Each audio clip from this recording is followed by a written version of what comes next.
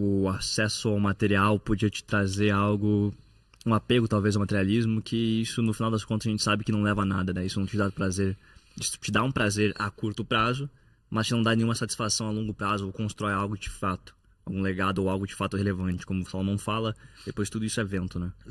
Onde que foi que você encontrou a tua medida de fato, ou quando que você percebeu que talvez essa medida não era a tua?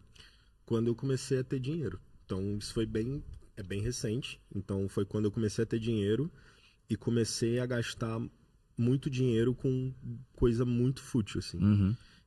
Eu conto para as pessoas, né, quem tá mais próximo já ouviu essa história, que uma vez eu e Carol, a gente saiu para tomar um café no Pátio Batel e literalmente a gente foi gastar R$ 15 e a gente voltou com a Louis Vuitton. Sim. Que é 15 mil. 1000 vezes mais que isso. Exatamente. Então, eu comecei a perceber que eu tinha perdido a medida, cara, quando eu tinha parado de falar não, eu parei de fazer conta. Eu não fazia conta pra coisa abaixo de, sei lá, R$ 5.000. Não tinha, entende? Tipo, era acessível. Porque você vai ganhando grana, você vai tendo crédito, você tem limites, teu cartão não recusa em lugar nenhum.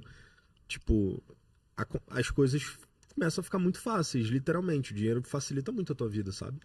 E aí eu comecei a perceber que eu tinha me tornado um cara material 100%, assim. Então, durante muito tempo eu acordava pensando em como fazer mais, e como ter mais e tal. Isso nunca tem um fim, né? Não Nunca tem um sacia. fim, mano. Nunca tem um fim. E aí foi onde eu entrei na crise da medida.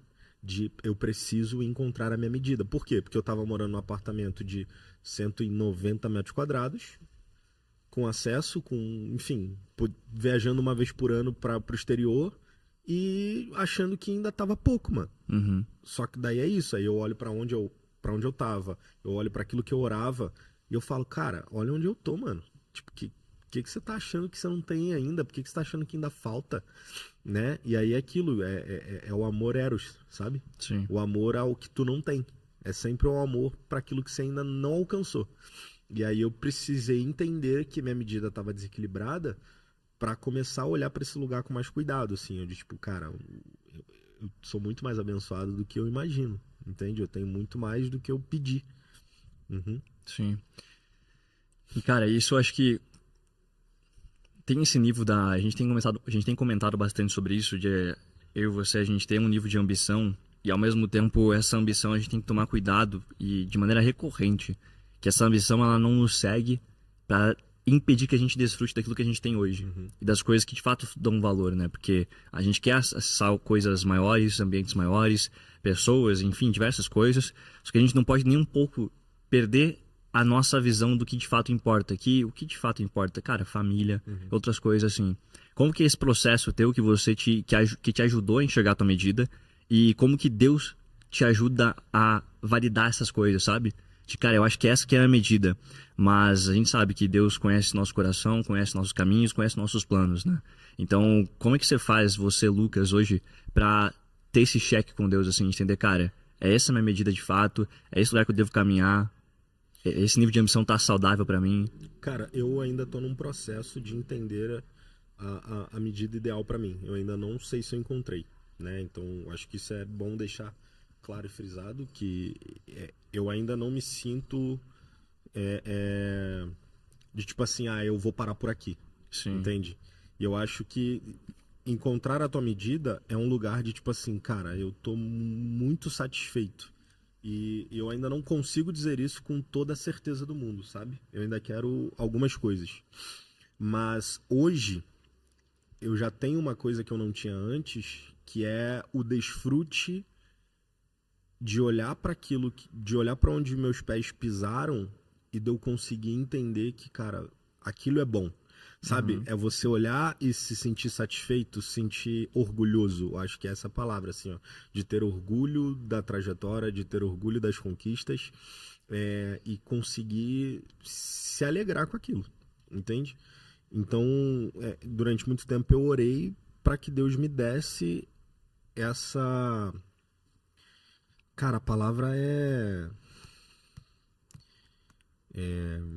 Que ele de fato me desse contentamento, mano. Uhum. Contentamento, entende? Que eu conseguisse desfrutar daquilo, Sim. entende? Mas eu não sei se eu já 100% encontrei a minha medida, eu acho que ainda não, Uhum. mas eu tô falta menos do que faltava, entende? Sim. E como que tá teu coração hoje enquanto a isso? A gente falou ali aquele momento do Ed, por exemplo, que teu coração tava mais nas coisas materiais, talvez, né? Uhum. Tava mamon, Sim. talvez. Sim, total. E hoje, como que tá teu coração? Se a história de jovem rico se repetisse contigo, o que aconteceria, assim? Cara, claro que é algo de estar filosofando e supondo, né? Mas como é que você cuida hoje disso? Então, hoje eu já me sinto pronto pra dizer sim, porque eu já sei quem me sustenta, saca? Ótimo. Porque assim, ó, por várias vezes eu já me vi numa montanha russa, assim, é aquilo que eu falo nas palestras, né? O empresário hoje, ele consegue viver, ele consegue saber o que é ser milionário e extremamente quebrado no mesmo mês, né, mano? Tipo, o empresário, ele vive esse pico. E aí, quando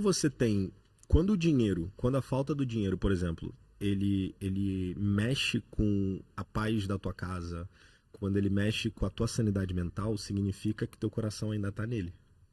Entende? Hoje, quando isso acontece, né, e por vezes acontece assim, fluxo de caixa da empresa baixa e tem que fazer um investimento e não tem, e tem que, mano, acontece ainda. E aí, só que hoje, quando isso acontece, eu sento no sofá e tá tudo bem, tá ligado? Tipo, isso não mexe mais com a minha paz interior, entende? Então hoje eu tô bem mais pronto, saca? Sim. Bem mais pronto do que antes. E isso é bem... E é bom ver essa evolução. É bom perceber que o dinheiro não é a resposta mais, Sim. saca? Então eu acho que é isso, assim, ó. Só pensa em dinheiro 24 horas quem não tem dinheiro, mano. Isso eu aprendi.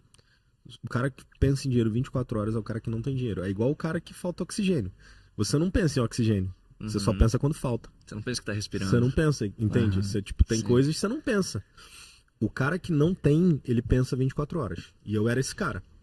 Eu pensava 24 horas. Hoje não mais, saca? Hoje não mais. Hoje eu penso em outras paradas. Tipo, projeto, ideia, impacto, sei lá, viver, viajar. Antes não. Antes eu precisava pensar em dinheiro 24 horas porque eu não tinha. E tá tudo bem, entendeu?